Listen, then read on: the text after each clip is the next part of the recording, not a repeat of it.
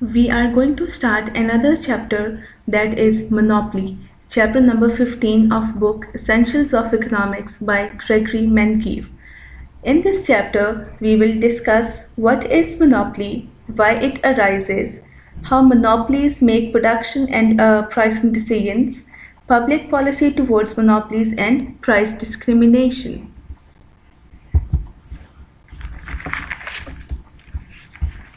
What is monopoly and how can we define a monopoly? It is a situation in which a single company owns all or nearly all of the market for a given type of a product or service. When there is a single seller of a product in a market, so that particular situation is known as monopoly. As we have already discussed in the previous chapter that a competitive firm is a price taker, as there are many sellers and buyers and they have to accept the price which is determined by market forces and they cannot influence the price, so they are price takers. While on the other hand, in case of monopoly, firms are price makers, as there is a single seller or producer of a product in the market, so we can say that firms are price makers in monopoly.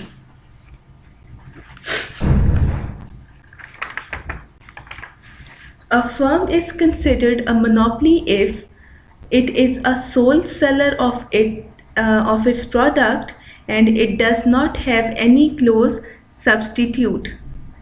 When we say that there is only one seller of a specific product and that product does not have any close substitute available in the market, so such kind of situation is known as monopoly.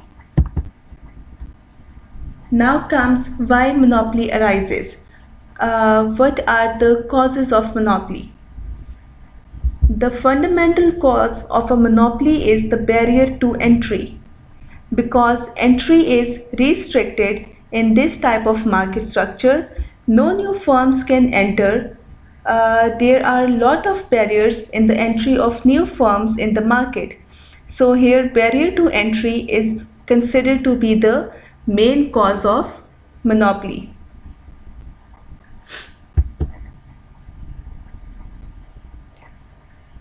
Now we are going to discuss what are the different types of barriers to entry, and we can divide these barriers into three main categories.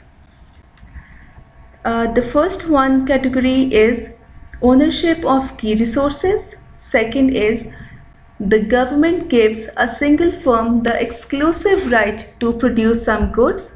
And the third one is cost of production make a single producer more efficient than large number of producers. Now explaining these three sources one by one in detail. First one is monopoly resources.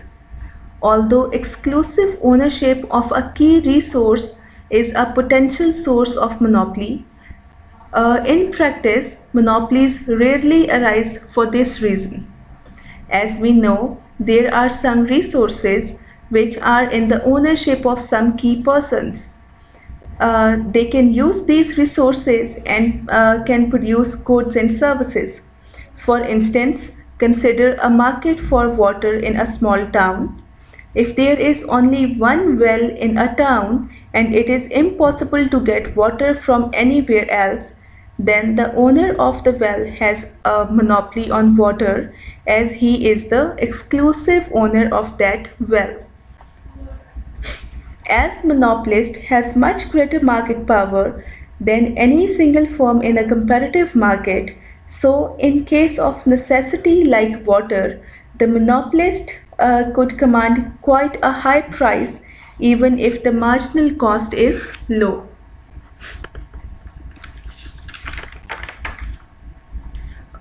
Although exclusive ownership of a key resource is a potential cause of a monopoly, in practice monopolies rarely arise for this reason.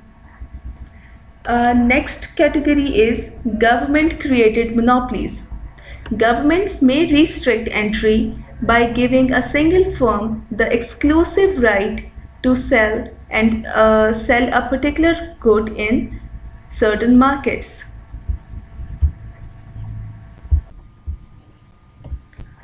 The patent and copyright laws are two important examples of how the government creates a monopoly to serve the public interest.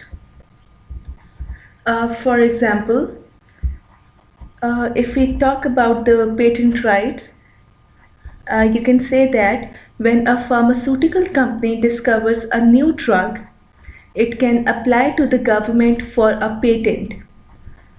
And if the government considers the drug to be the truly original, it approves the patents, which gives the company the exclusive right to manufacture and sell the drug.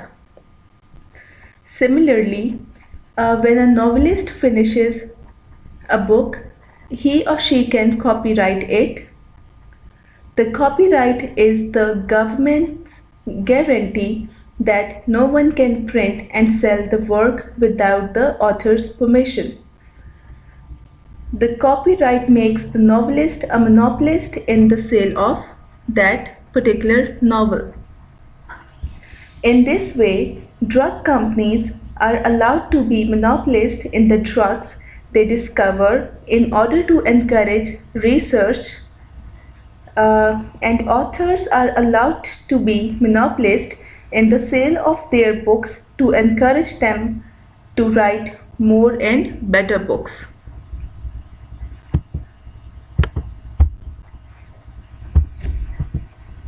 And the third one is natural monopolies. An industry is a natural monopoly when a single firm can supply goods or services to an entire market at a lower cost than could two or more firms. A natural monopoly arises when there are economies of scale over the relevant range of output. As we have discussed economies of scale in previous chapter, that as the average total cost decreases, output of the firm increases. When a firm's average total cost curve continually declines, the firm has what is called a natural monopoly. In this case, when production is divided among more firms, each firm produces less and average total cost of the firm rises here. As a result, a single firm can produce any given amount at the smallest cost. An example of a natural monopoly is the distribution of water. To provide water to residents of a town, a firm must build a network of pipes throughout that town. If two or more firms to compete in the provision of this service, each firm would have to pay the fixed cost of building a network. Thus, the average total cost of water is lowest if a single firm serves the entire market.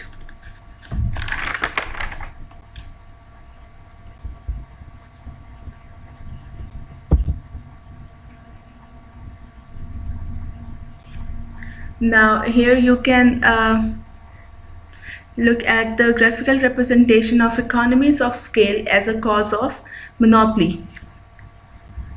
By looking at the table, quantity of output is measured on x-axis and cost is measured on y-axis. And this blue curve is known as average total cost curve, and it is downward sloping. So, explaining economies of scale as a cause of monopoly by the help of this graph, you can say that when a firm's average total cost curve continues to decline, the firm has what is called a natural monopoly.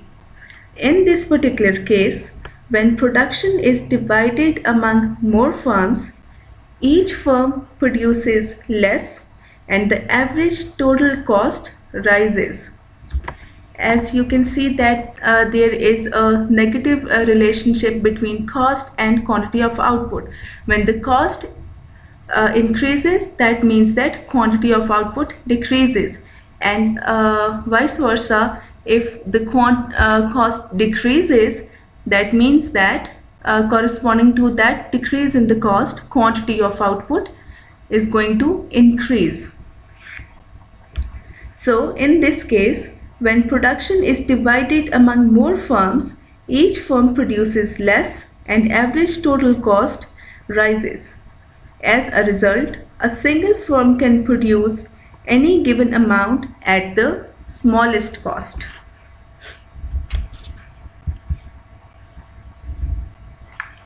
Next is how monopolies make production and pricing decisions. Comparing monopoly and competition here. So, first talking about the monopoly. In terms of monopoly, there is a sole or single producer of a product, and its demand curve is the market demand curve. Thus, the monopolist demand curve slopes downward. Monopolist is a price maker and can change the price of a product. If the monopolist raises the price of a good, the consumers buy less of it, and if the monopolist reduces the quantity of output it sells, the price of output increases. On the other hand, discussing competitive market, you can say in competitive market there are many producers. As a competitive market can sell as much or as little as it wants at the same price, the competitive firm faces a horizontal demand curve and firms are price takers, as we have discussed in the previous chapter, that the firms in competitive markets. So these are the given conditions for monopoly and competitive firms as well.